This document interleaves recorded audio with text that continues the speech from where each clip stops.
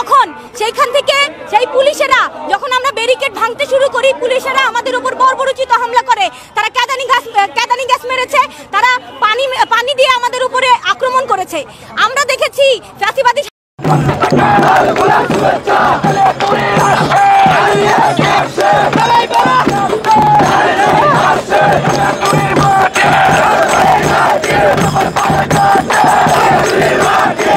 আমাদের বোন ফেলানির জন্য এসেছি। এটা শুধু ফেলানির লাশ না, এটা ভারতের দাসত্ব, আমাদের সার্বভৌমত্বের লাশ।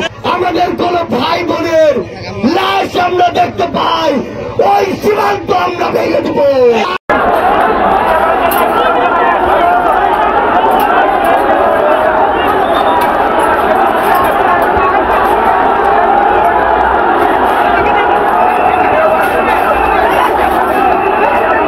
আসসালামু আলাইকুম দর্শক, নতুন একটি ভিডিওতে আপনাকে স্বাগতম।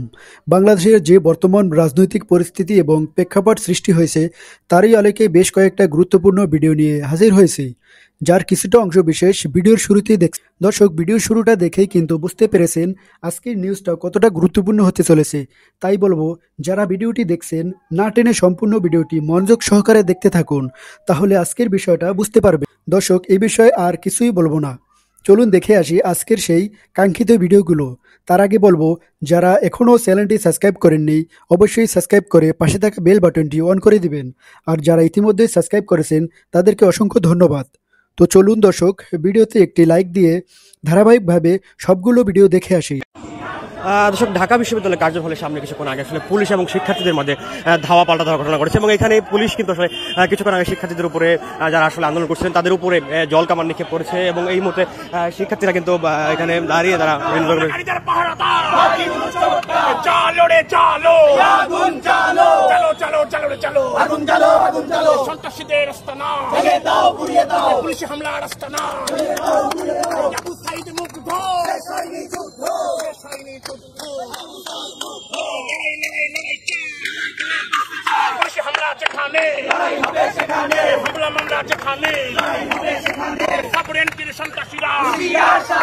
পুলিশ লীগের সন্ত্রাসীরা পুলিশ হামলা রাস্তা না চালিয়ে দাও, পুড়িয়ে দাও, পুলিশ হামলা রাস্তা না, পুলিশ হামলা রাস্তা না, ভেঙে দাও, পুড়িয়ে দাও, হামলা করে আন্দোলন। দর্শক, আমরা কথা বলার চেষ্টা করবো আসলে এখানে কি হয়েছিল সেটা জানার চেষ্টা করবো। এই হাইকোর্টের সামনে দিয়ে প্রদক্ষিণ করতে শুরু করে, তখন সেইখান থেকে সেই পুলিশেরা যখন আমরা ব্যারিকেড ভাঙতে শুরু করি, পুলিশেরা আমাদের উপর বর্বরোচিত হামলা করে। তারা কাঁদানি গ্যাস মেরেছে, তারা পানি দিয়ে আমাদের উপরে আক্রমণ করেছে। আমরা দেখেছি জাতিবাদী হাসিনা নামলে কেউ কারো কোনো দাবি নিয়ে দাঁড়াতে পারে নাই, লাঠি দিয়ে আমাদের গায়ে আঘাত করেছে। পায়ের আপনি দেখুন আমাদের নখ উপরে গিয়েছে। মানে এই অবস্থায় আমরা বলছি, তাহলে ফ্যাসিবাদ বিলোপের কথা যে সবার মুখে মুখে ঘুরে বেড়াচ্ছে, ফ্যাসিবাদ কোথা থেকে গেল? ফ্যাসিবাদ আমরাও দেখছি এখনো সেই পুলিশ বাহিনী দিয়ে যে কোনো ন্যায্য দাবিতে, যে কোনো ন্যায্য যৌক্তিক দাবি নিয়ে যখন মানুষ রাস্তায় নামে, মানুষ যখন কথা বলতে চায়, তাদের উপর লাঠি দিয়ে, টিয়ার গ্যাস দিয়ে আক্রমণ করা হয়। ফলে আমরা বলছি, অবিলম্বে আমাদের যে দাবি ছিল এবং এই পুলিশ কর্মকর্তাদের, আমরা কালকে সারাদিন একবারও দেখিনি সরকার মহল থেকে কোনো ধরনের কোনো কথা এসছে, কিন্তু আমরা যখন প্রতিবাদ করতে এসেছি তখন পুলিশ দিয়ে কিন্তু ঠিকই হামলা হলো। কালকে যখন ওই সন্ত্রাসী সংগঠন, উগ্রবাদী সংগঠনটি স্টুডেন্টদের উপর আক্রমণ করছিল, তখন পুলিশ কোথায় ছিল? তাহলে আজকে যখন সেই হামলার প্রতিবাদ করতে সাধারণ শিক্ষার্থীরা নেমেছে, তখন এত ঝাঁকে ঝাঁকে পুলিশ থেকে আসলো এবং ঝাঁকে ঝাঁকে পুলিশ কি করে এরকম স্টুডেন্টের উপরে আঘাত করে।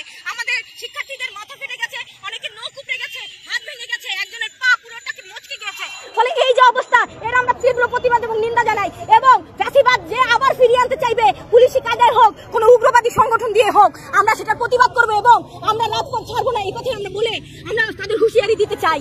নতুন বাংলাদেশে ইউনূসের প্রশাসন ফেরেস্তা হয়ে গেছে, আজকে আমরা এটা দেখতে পেয়েছি। শুনছি না আসলে এখানে যে বিচারের দাবি জানাচ্ছি এবং সেই সাথে এই আমাদের অন্তর্বর্তীকালীন যে স্বরাষ্ট্র উপদেষ্টা তার ব্যর্থতা দায় নিয়ে তাকে পদত্যাগ করার দাবি জানাচ্ছি। আমরা আজকে এই পর্যন্ত দেখেছি আমরা ৬-৭ জনকে রিক্সা দিয়ে হসপিটালে নিয়ে গেছেন, একজন পথচারী পা ভেঙে দিয়েছে। পরবর্তীতে আপনার কর্মসূচি কি থাকবে? আমরা দেখছি অনেক নারী শিক্ষার্থীরা আহত হয়েছে। আমরা এখন হসপিটালে যাচ্ছি, দেখবো। আপনার পুরো নামটা বলেন। আমি অলিক মিরি। আপনাদের পুরো পরবর্তীতে কর্মসূচি কি থাকবে?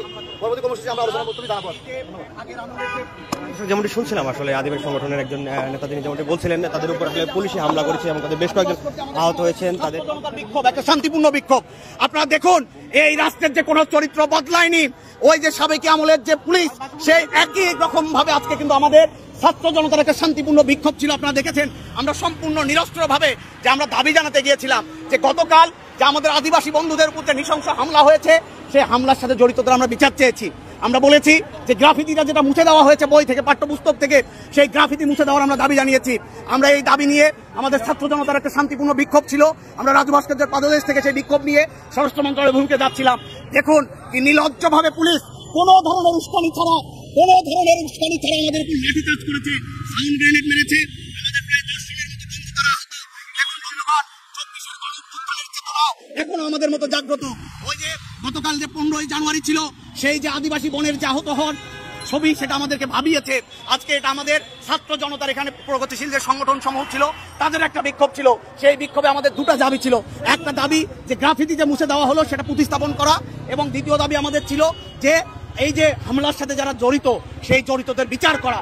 আমরা দেখলাম কি নির্লজ্জভাবে পুলিশ, ওই যে এই পুলিশের মুরদ নাই, এই পুলিশ সিন্ডিকেট ভাঙতে পারে না, এই সরকার দ্রব্যমূল্য নিয়ন্ত্রণ করতে পারে না, এই সরকার নারীর নিরাপত্তা দিতে পারে না।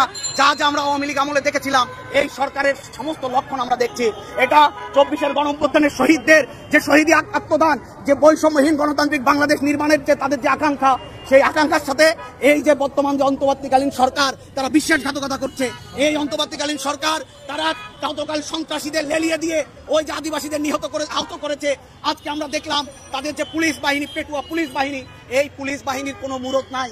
24-এর গণঅভ্যুত্থানের সময় দেখেছেন পুলিশ কিভাবে আমাদের ছাত্র জনতার উপর হামলা করেছে। আজকে 24-এর গণঅভ্যুত্থানের পরে এসে আমরা দেখছি যে একই কায়দায় আজকে আমাদের উপর এখানে হামলা করা হলো।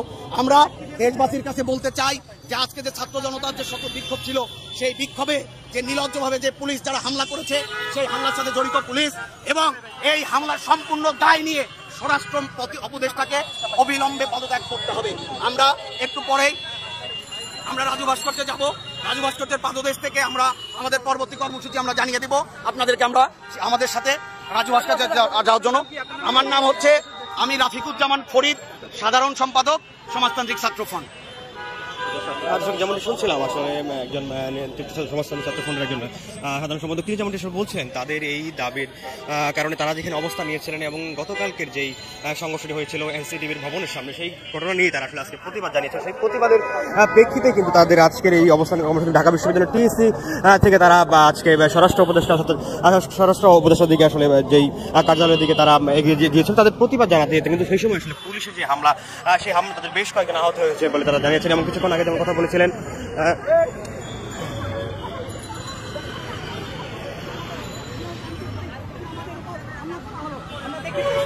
জুলাই 16 জুলাই 17 জুলাই ঢাকা ইউনিভার্সিটিতে আমাদেরকে পুলিশ যেরকম সন্ত্রাসী কায়দায় হামলা করেছিল, নৃশংসভাবে রক্তাক্ত করেছিল, আজকেও আমরা দেখছি আমাদেরকে এরকম একই রকম ভাবে বর্বরতম ভাবে আমাদেরকে হামলা করা হয়েছে, আমাদেরকে রক্তাক্ত করা হয়েছে। আমরা বলতে চাই কেন আমাদেরকে এরকম করে হামলা করা হলো? তাহলে কি এটাই নির্দেশ করে যে এই সরকার সন্ত্রাসীদেরকে নিরাপত্তা দিতে চায়? তাহলে কি এইটাই নির্দেশ করে যে এই স্বরাষ্ট্র উপদেষ্টা এই যে উগ্র জাতীয়তাবাদী সন্ত্রাসী যারা তাদেরকে নিরাপত্তা দিতে চায়, তাদেরকে প্রশ্রয় দিতে চায়? যদি তাই নির্দেশ করে তাহলে আমরা বলতে চাই এই উগ্র সন্ত্রাসীদেরকে নিরাপত্তা দেওয়ার জন্য আপনাদেরকে ক্ষমতায় আনা হয় নাই। এই যে অভ্যুত্থান, এই অভ্যুত্থান কোনো একক জাতিসত্ত্বের মানুষের ছিল না। এই অভ্যুত্থান কোনো জাতি ধর্ম বর্ণ মানুষের ছিল না, কোনো একক জাতির মানুষের ছিল না। এই অভ্যুত্থান ছিল সকল মানুষের অভ্যুত্থান। এই অভ্যুত্থানের পরে যে সরকার, এই সরকারকে সকল মানুষের নিরাপত্তা নিশ্চিত করতে হবে। যেমনটা শুনছিলাম আমরা আসলে এখানে রাজু ভাস্কর্যের সামনে ঢাকা বিশ্ববিদ্যালয়ের রাজু ভাস্কর্য থেকে প্রগতিশীল ছাত্র সংগঠন এবং আদিবাসী সংগঠনের যেই আজকের বিক্ষোভ মিছিল নিয়েছেন সেই বিক্ষোভ মিছিলটা তারা নিয়ে আসলে স্বরাষ্ট্র উপদেশের অভিমুখে এবং সচিবালয় অভিমুখে তারা গিয়েছিল, কিন্তু আসলে সেটা প্রতিমধ্যে সেই পুলিশের বাধার কারণে সেটি আসলে প্রতিবন্ধকতা সৃষ্টি হওয়ার পর তারা আসলে এখানে অবস্থান করেন এবং পুলিশের তারা বলছিলেন তাদের উপরে কাঁদানে গ্যাস এবং জলকামান নিক্ষেপ করেছিল। আমরা শুনবো আরো একজনের আহত হয়। ঢাকা ইউনিভার্সিটি যে শ্রেষ্ঠা একজন নারী আমাদের কর্মী, হ্যাঁ শিক্ষার্থী, সে অনেক গুরুতর আহত হয়। তো সেই প্রতিবাদে আজকে আমরা যে সম্মেলনটা করছি, সেখানে আমাদের উপর আবার পুনরায় পুলিশ সাউন্ড গ্রেনেড এবং লাঠি চার্জ করা হয়। এই আপনাদের কি এখানে আসার আগে সতর্ক করা হয়েছিল এখানে হওয়া যাবে কিনা, সচিবালয়ের আশেপাশে আসা যাবে কিনা, আসা যাবে না? সেক্ষেত্রে আমাদের কোনোভাবে এরকম কোনো আগে থেকে সতর্কবার্তা বলেন এগুলো কিছু দেওয়া হয়নি, এবং তাদের কথা হচ্ছে আমাদের আন্দোলনকে যেভাবে হোক দমিয়ে রাখবে এবং আমাদের অস্তিত্বকে নাই করে দেবে। যেমন শুনছিলাম আসলে যে তাদের আজকের এই সমাবেশে মূলত তারা সচিবালয় অভিমুখে রওনা হয়েছিলেন এবং সেখানে প্রতিমধ্যে অর্থাৎ এই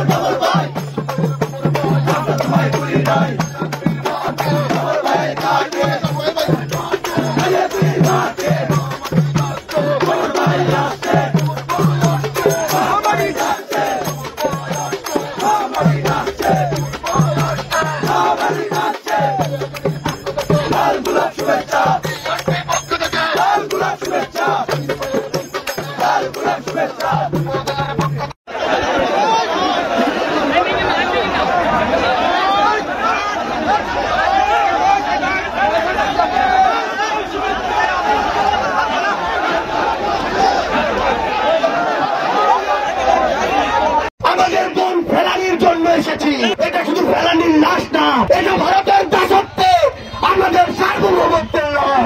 আমাদের কোন ভাই বোনের লাশ আমরা দেখতে পাই, ওই সীমান্ত আমরা ভেঙে দেবো। আর কারো দাসত্ব চলবে না। এই 24-এর অভ্যুত্থান পরবর্তী সময়ে আজকে আপনাদের কুড়িগ্রামের মধ্য কুমোরপুরে এসেছি। আমরা আমাদের বোন ফেলানির জন্য এসেছি। আমাদের বোন ফেলানির মতো কাউকে যেন আর ওই কাঁটাতারে ঝুলে থাকতে না হয়, সেই প্রতিবাদ জানাতে আমরা এসেছি। আমাদের বোন ফেলানির লাশ ওইখানে ঝুলেছিল, এটা শুধু ফেলানির লাশ না, এটা ভারতের দাসত্বে আমাদের সার্বভৌমত্বের লড়াই। আমরা স্পষ্ট করে বলতে চাই, এরপরে যদি আমাদের ওই সীমান্তে আমাদের কোন ভাই বোনের লাশ আমরা দেখতে পাই, ওই সীমান্ত আমরা ভেঙে দেব। এরপরের march long march for Felani হবে না, এরপরের march long march for destroying the কাঁটাতার হবে। আমরা স্পষ্ট করে বলে দিতে চাই, আমাদের সার্বভৌমত্বের দিকে, আমাদের সম্মানের দিকে, আমাদের বাংলাদেশের ক্ষমতার দিকে আর যদি কেউ কুদৃষ্টিতে তাকায়, কেউ যদি আমাদেরকে আবার জিম্মি করতে চায়, তাদের হাত আমরা ভেঙে দেব। কুড়িগ্রামের মানুষ মানুষ। আমরা আপনাদেরকে শুধু একটু কথাই বলি, নতুন বাংলাদেশে আর কারো দাসত্ব চলবে না। আজকে আমাদের এখানে তফসিলি দলিত হরিজন সম্প্রদায়ের ভাইরা রয়েছেন, আজকে আমাদের সনাতনী ভাই বোনেরা রয়েছেন, আমাদের মুসলিম ভাই বোনেরা রয়েছেন। আমাদের মধ্যে কোন ষড়যন্ত্র যেন নিজেদের মধ্যে বিভাজন না তৈরি করতে পারে, ওই অপশক্তি আমাদের ভিতরে আমাদের বিভাজন তৈরি করে আমাদের সাথে চক্রান্ত করবে। এই চক্রান্ত ঐক্যবদ্ধভাবে আমাদের রুখে দিতে হবে। আজকে এই কুড়িগ্রাম থেকে একটি ঘোষণা হচ্ছে, সেটি হচ্ছে আর কোন সীমান্তে ফেরালির লাশ আমরা সহ্য করব না। সীমান্তের প্রত্যেকটি হত্যার বিচার করতে হবে। সীমান্তে কোন মরণ ঘাতী অস্ত্র দিয়ে আর গুলি করা যাবে না। যদি এরপরে শুধু কুড়িগ্রাম নয়, বাংলাদেশের সীমান্তের কোন একটু জায়গা 1 ফোঁটা রক্ত ঝরে, তাহলে 100 ফোঁটা রক্ত দিয়ে তার মূল্য আমরা দিব। সংগ্রামী কুড়িগ্রামবাসী, আগামীর যে নতুন বাংলাদেশের স্বপ্ন আমরা দেখছি, এই স্বপ্ন, এই লড়াই আমাদের একসাথে করতে হবে। এখানে আমাদের চাচা রয়েছেন, দাদার বয়সে অনেকে রয়েছেন, বাবার বয়সে অনেকে রয়েছেন, ভাই বন্ধুর বয়সে অনেকে রয়েছেন। নতুন বাংলাদেশে একটা জিনিস শুধু মনে রাখবেন, কাউকে আপনার নেতা মনে করার প্রয়োজন নাই যে আপনার কাছে টাকা চায়। কাউকে আপনার নেতা মনে করার প্রয়োজন নাই যাকে ঘুষ দিয়ে আপনার কাজ করে দিতে হয়। নতুন বাংলাদেশে যে কোনো অন্যায়ের প্রতিবাদে আমরা সর্বদা সচেষ্ট থাকবো। তাহলে বাংলাদেশে যে শব্দ আমরা দেখছি, সেই শব্দে কুড়িগ্রাম সবার চেয়ে গুরুত্বপূর্ণ ভূমিকা রাখবে।